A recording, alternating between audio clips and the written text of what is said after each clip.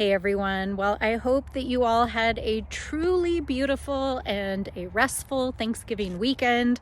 I am just gearing up and headed back to Washington, D.C. and wanted to give you all an update on what is happening, especially as we head into the final 3 weeks of legislative session before the holidays and the new year.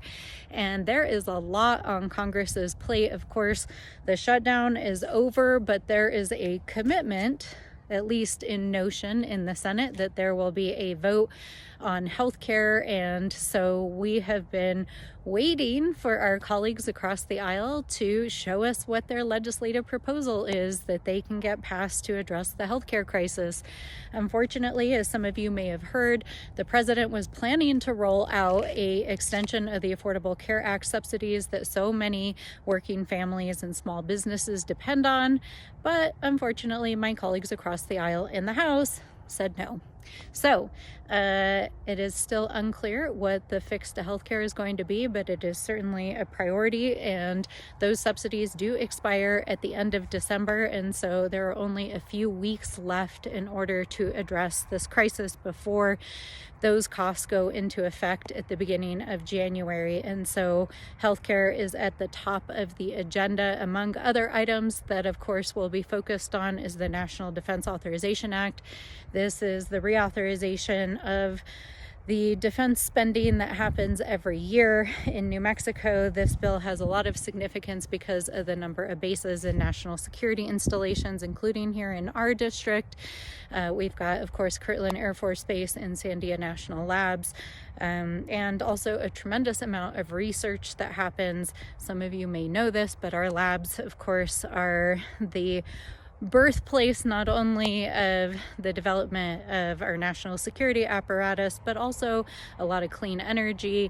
They also do a tremendous amount of work on climate change and also on the invention of new technologies that are powering the modern economy, including microchips. A lot of people may not know this, but microchips were invented here at Sandia National Labs, and many of the modern technology spin-offs, including advanced packaging that is fueling the modern AI race, came out of New Mexico. And so NDAA plays a large role in New Mexico's economy, and some of the priorities that we are working to get across the finish line include the cleanup of the legacy of the history here in New Mexico. We've been working with Isleta Pueblo and our tribal communities to make sure that the Department of Defense and Department of Energy make good on their responsibilities to clean up munitions on tribal lands. And so that has been a huge passion project of ours over the last several years, and we're looking forward to hopefully getting some language across the finish line to compel the cleanup, especially in the pueblos around Albuquerque. So that is on the agenda. And the usual shenanigans, of course. There has already been a markup noticed in the Oversight Committee.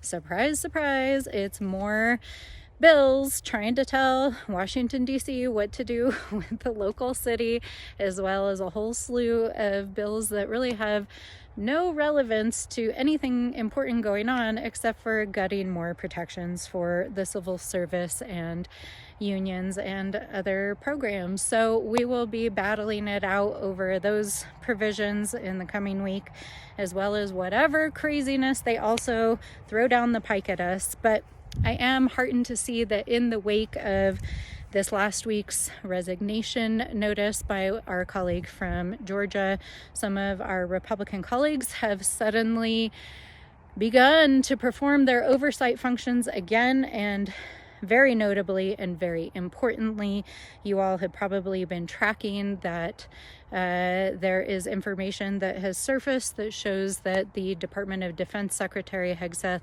apparently ordered the killing of foreign nationals in Caribbean waters and international waters, even after the initial strike was ordered by the Pentagon.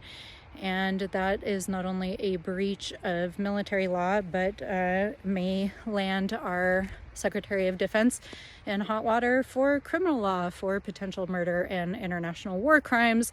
And there are now bipartisan inquiries that have been opened in both the House and the Senate to investigate why he issued those kill orders. So lots going on. It does appear that Congress is finally after these many long months, beginning to do its job once again. But we shall see what insanity, craziness, shenanigans ensue in the coming days, and I will be very sure to keep you all up to date. But in the meantime, I hope you guys have a wonderful start to the week, and I will see you all in Washington, D.C.